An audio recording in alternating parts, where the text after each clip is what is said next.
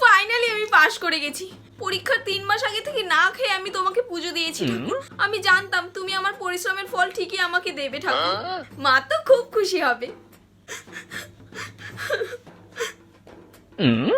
এই সুমি, তুই কাঁদছিস কেন? আমার এক্সাম খুব খারাপ হয়েছে। মা আমার খাতা দেখলে আমাকে খুব বকবে। আমি আজকে কিছুতেই বাড়ি যাব না।